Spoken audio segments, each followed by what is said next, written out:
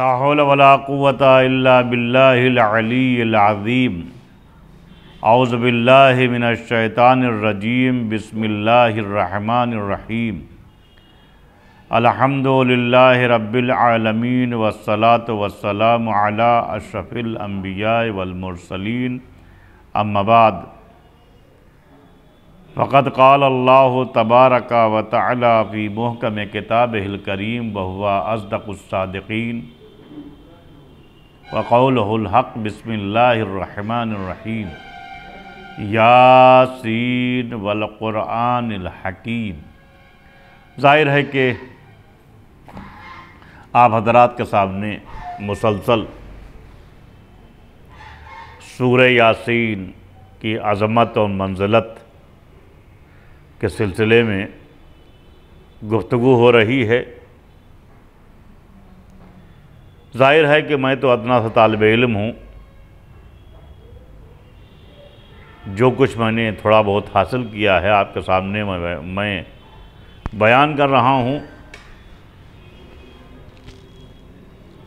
लेकिन सूरह यासीन कुरान मजीद का एक ऐसा सूरा है कि जो लामहदूद फ़ज़ाइल और मरातिब का मुकाम रखता है।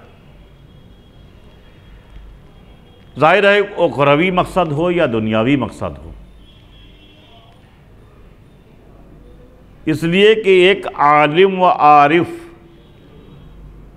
जो लिक़ाइल्लाह की अज़ीम कुर्बानी मंज़िलत तक पहुँचने और अपने ज़हनी खुतूरात और ख़याल को नापैद करने में बहुत कोशा हो, वो भी जो है जो आलिम और आरिफ है, ज़ाहिर है कि जो है कि अगर उसको यानी जो है वो चाहता है कि हम अपने मकसद में आला तरीन दर्जा हासिल करें, या करना चाहता है या अपनी मंज़िलत चाहता है, तो ज़ाहिर है सूरह यासीन के ज़रिए अपने मकसद और हदफ को पा सकता है, अपने हदफ तक पहुँच सकता है। ये सूरा इतनी मंज़िलत का हामिल है, जिसे हमने खाली ये समझ के उसकी हम तिलावत करते हैं कि ये मुर्दे का सूरा है। सूरह रहमान ये भी मुर्दे का सूरा है। अरे भाई, ये अल्लाह का कलाम है। अल्लाह का कलाम जो है कोई मखसूस नहीं है कि मुर्दों या जिंदों के लिए बयान या पढ़ा जाए। जाहिर है कि जो है कि इसमें तो वो मंज़िलत है और वो अज़ीम मर्तबा है, एक एक लफ्ज़ जो रखता है। जैसा कि आपने सुना भी है, अक्सर उलमा ने बयान भी किया है कि कुरान मजीद वो किताब है कि जो चीज़ बाए बिस्मिल्लाह में है, जो मर्तबा, वही वन्नास की सीन तक के एक मंजिल लगता है। जैसा कि अहले बैत के लिए फरमाया गया है कि अव्वलना मोहम्मद व औसतना मोहम्मद व आखिरना मोहम्मद व कुल्लना मोहम्मद। दो ही चीज़ें ऐसी बयान की गई हैं कुरान में। मैंने आपसे अर्ज़ किया कि जो बाहे बिस्मिल्लाह की अहमियत है, वही वन्नास के सीन तक के है। एक ही मंजिल लगती है, एक ही मंजिलत रखती है, एक ही बरकत रखती है, लेकिन उसको अलग अलग जगह पर जो है कुछ चीज़ें, मसलन जो है, अब आप कह सकते हैं कि सूरह बारात सूरह बरात कैसे पढ़ा जाए, उसमें तो बारात है। तो जाहिर है कि जो है कि अल्लाह ने आपको जिन लोगों पर बारात करने के लिए बताया है, बयान करना है, आप किया है, आप उनको पर बारात करिए। अल्लाह जिस तरीक़े से कह रहा है उस तरीक़े से अमल करना ही हमारी ईमान की निशानी है। जाहिर है कि वही कुरान है कि शुरू से लेके आखिर तक के आप जो है जिस मकसद के लिए भी आप जो कुरान मजीद की जो आयत आप पढ़ेंगे तो जाहिर है कि जो है कि उसमें बरकतें हासिल ही होना है।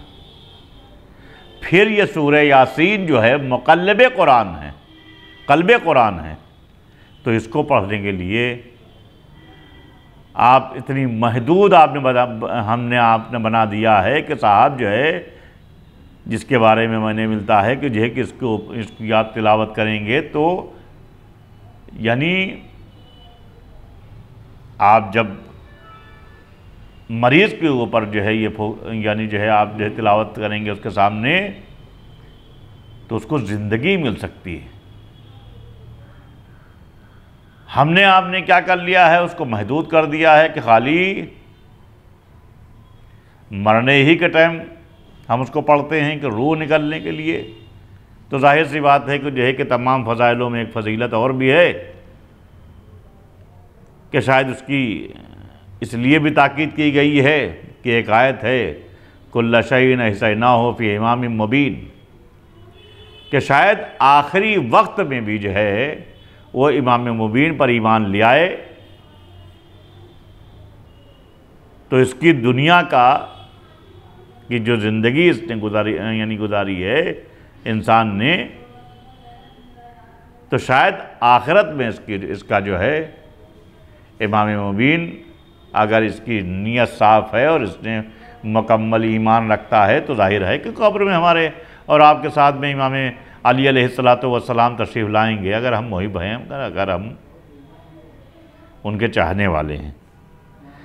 अब दुनियावी मकसद हैं, दूसरा दीनी मकसद होता है इंसान का, यह दुनियावी मकसद होता है। दुनियावी मकसद और हदफ की मिसाल इस तरीक़े से एक शख्स अपनी दुनियावी और छोटे मकसद और हदफ को पूरा करने के लिए भी सूरह यासीन को अपना मददगार और मुश्किल कुशा बना सकता है। जाहिर है कि मैं जो बयान कर रहा हूँ ये तारीख़ से बयान कर रहा हूँ, मैं तफसीर कुरान सूरह यासीन बयान कर रहा हूँ, मैं अपनी तरफ से बयान नहीं कर रहा हूँ। हमको अपने को बदलना होगा, अपने को तब्दील करना होगा, हमको अपने यानी इस तरह बदलें कि हम कुरान के बताए हुए रास्ते को, कुरान को महवर बनाएं। कुरान को खाली इसलिए इस्तेमाल ना करें कि जो है कि मालूम हुआ कि रमज़ान आ रहा है और रमज़ान में चल रहा है और रमज़ान में खाली हमने जो है वो 30 पारे और 40 पारे और जो है 2 कुरान और 5 कुरान मैंने ख़त्म कर लिए। सवाब है, लेकिन जो है सबसे बड़ा अजीम सवाब ये है कि जो है कि आप कुरान मजीद की आयत को आप जब पढ़ें तो उसके मकसद को भी पढ़ें कि अल्लाह ने हमें जो है वो क्या बताया है, तभी जो है हमारे लिए कुरान मजीद की तिलावत जो है मुस्तफ़ीद होगी, फ़ायदेमंद होगी। ऐसे तो बहुत से लोग जो है कुरान मजीद जो है रट्टू तोता की तरीक़े से पढ़ते हैं रमज़ान में ख़ास तौर से। एक क्या हुआ साहब, आज 5 पारे पढ़े गए, आज 3 पारे पढ़े गए, लेकिन अगर उनसे सवाल किया जाए कि 3 पारे आपने पढ़े या 5 पारे पढ़े, उससे आपने क्या मकसद हासिल किया है, अपनी ज़िंदगी गुजारने के लिए कौन कौन सी मुश्किलात से जो है आपने अपने को नजात दिलाने के लिए नजात दिलाई है, लेकिन शायद कोई ना बता सके। लिहाजा हमको चाहिए कि कुरान की जब हम तिलावत करें तो हम उसके मकासद को भी यानी देखें। हर ज़बान में आज तर्जुमा हो चुका है कुरान मजीद का, और उसकी तफसीर का भी तर्जुमा जो है हर ज़बान में हो चुका है।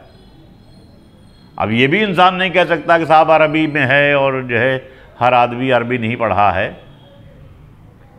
जबकि हमारे अल्लाह उन उलमा को जो है तूल उम्र अता करे कि हमारे उलमा ने जो है हर लिहाज से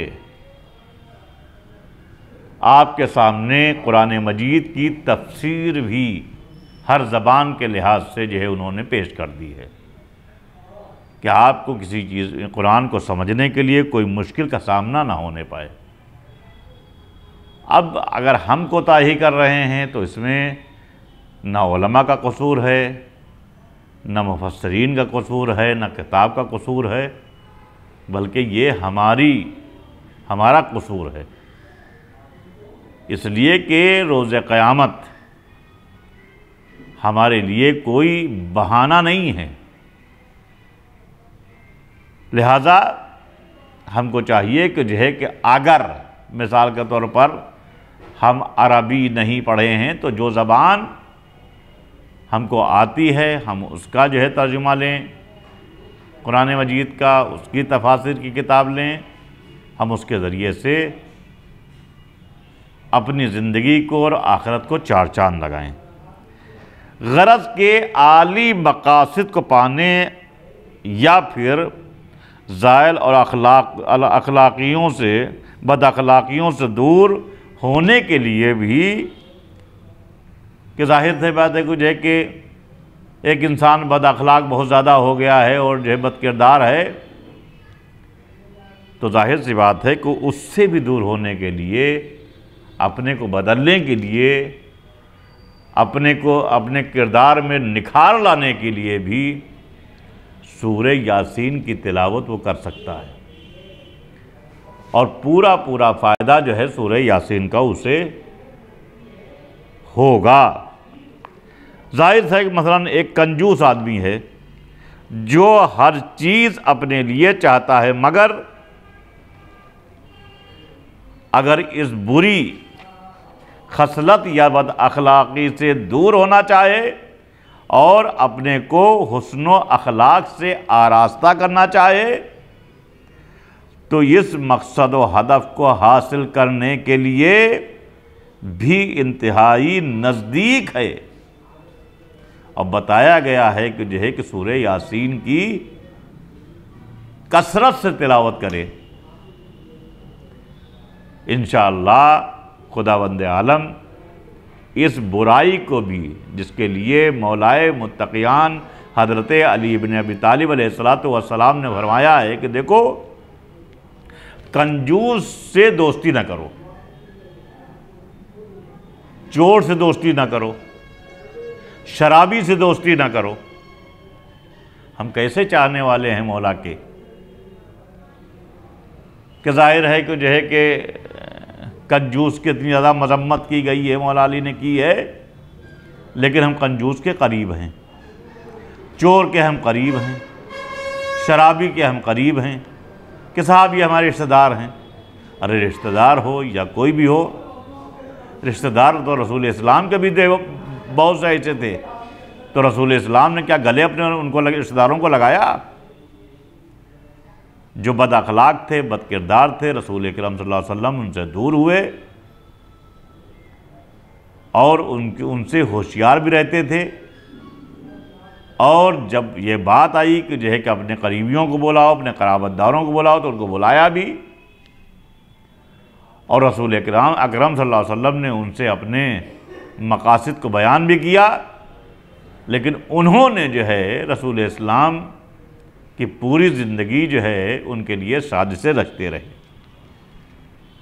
अब यह है सूरह यासीन, लिमा क़रअत लहू, जो शख्स सूरह यासीन की रवायतों में आया है कि यही है। अब आप आबे ज़मज़म के सिलसिले में भी वारिद हुई है। जो चीज़ सूरह यासीन के लिए भी आया है और बयान किया गया है, जो फजीलत बयान की गई है, वही चीज़ जो है आब ज़मज़म के लिए भी बयान की गई है।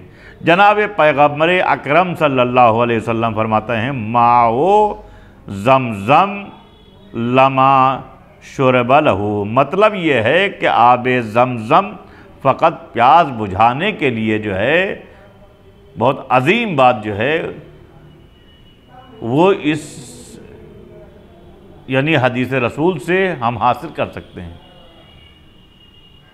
बहुत अजीम बात जो है रसूल इस्लाम सल्लल्लाहु अलैहि वसल्लम ने कही है कि मतलब ये है कि आब ज़मज़म वो फ़कत प्यास बुझाने के लिए नहीं, बल्कि उसे बहुत सी हाजतों और मुरादों को पाने की उम्मीद के साथ भी पिया जा सकता है।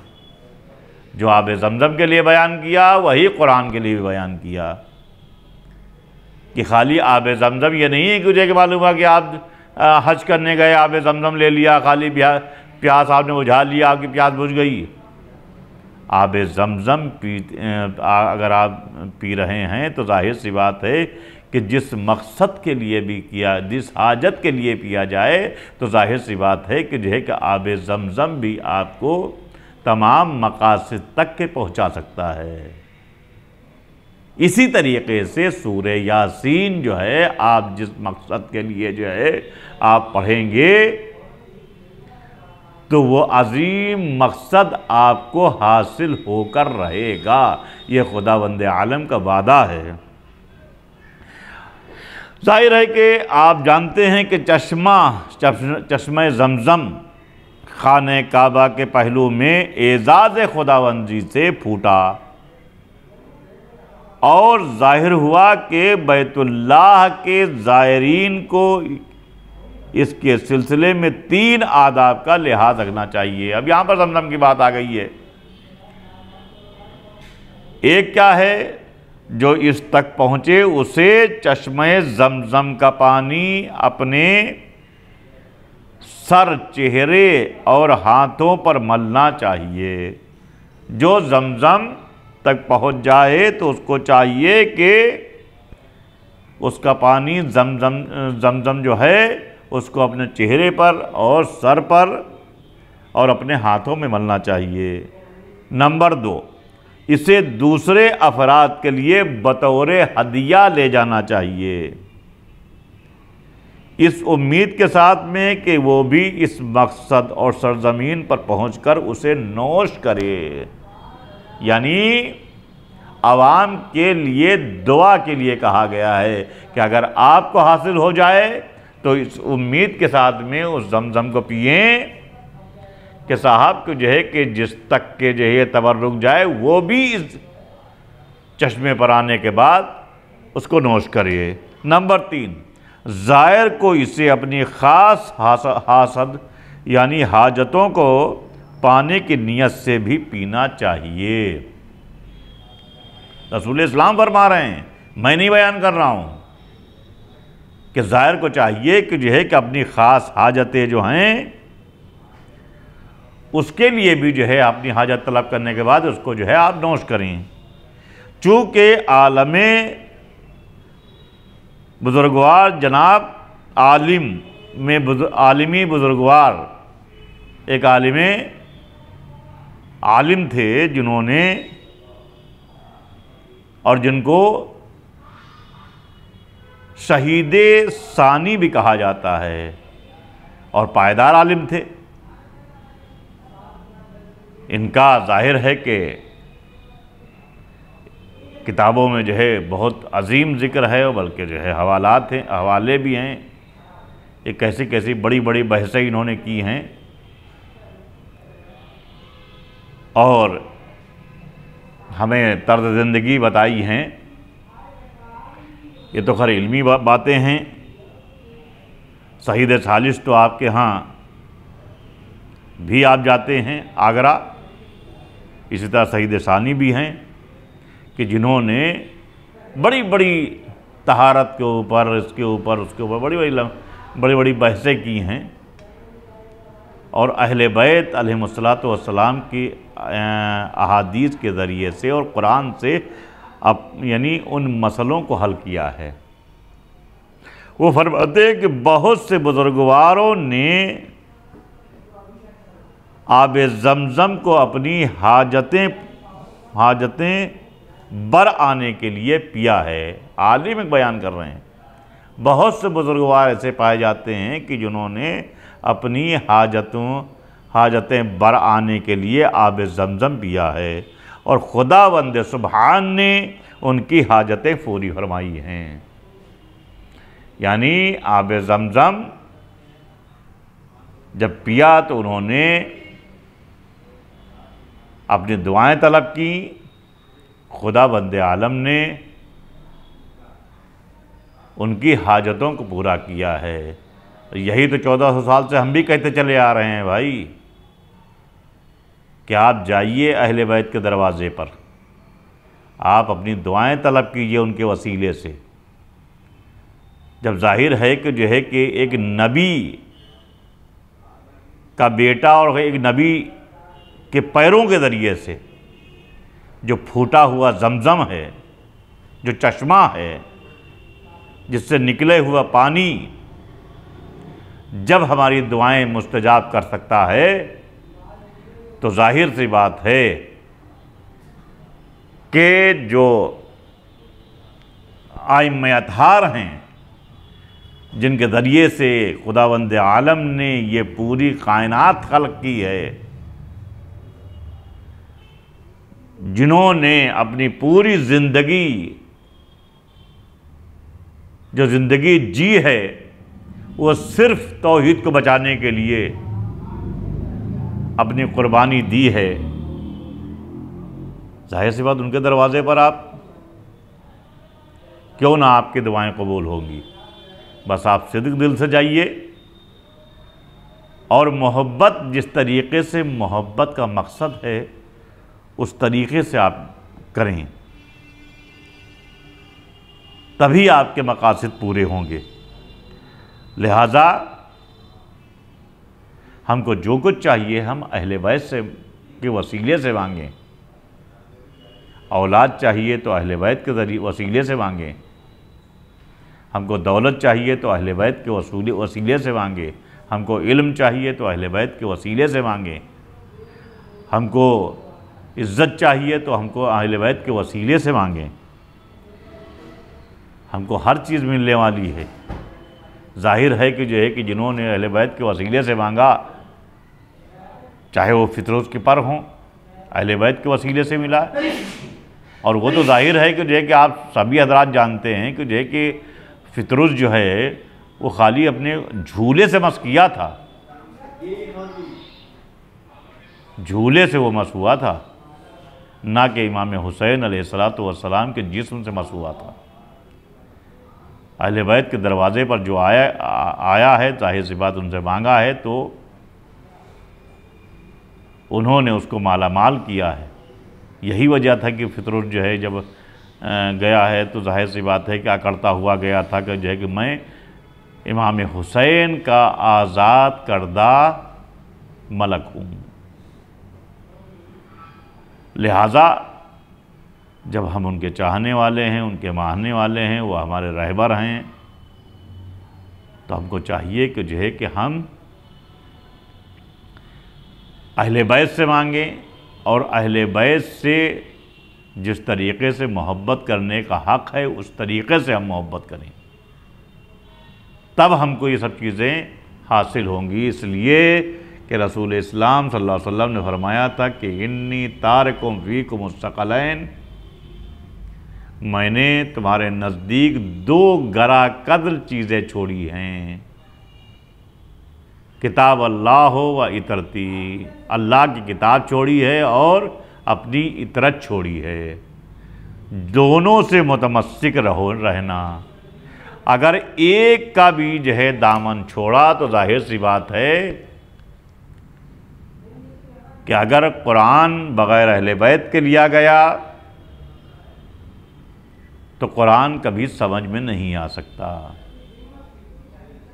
अगर खाली अहले बैत को पकड़ा गया तो जाहिर है कि जो है कि ना अल्लाह समझ में आ सकता है बग़ैर अहले बैत के। जिस तरीक़े से कुरान आया है तो मुफस्सिर कुरान अहले बैत बन के आए हैं। ये दोनों का तमस्सुक बहुत ही अजीम है। अल्लाह की किताब आ गई, मुफस्सिर कुरान अहले बैत हैं, तो हम बग़ैर इनके कुरान नहीं समझ सकते हैं, ना हम अल्लाह को समझ सकते हैं। अब जो लोग अहले बैत के मुखालिफीन हैं तो जाहिर है कि जो है कि रोज़े महशर खड़े किए जाएंगे और अहले बैत के चाहने वाले भी होंगे, तब वो देखेंगे कि मुखालिफीन अहले बैत का जो है क्या हश्र हो रहा है। लिहाजा हमको ये रमज़ान के अय्याम अहले बैत के अक़वाल के मुताबिक कुरान से अपना तमस्सुक रखते हुए इबादत खुदाबंदी करें और उनके वसीले से हम मांगें जो कुछ मांगना है। खुदावंद आलम हमारी हर दुआ को कबूल करने वाला है। व आखिर दावाना अनिल हम्दुलिल्लाहि रब्बिल आलमीन।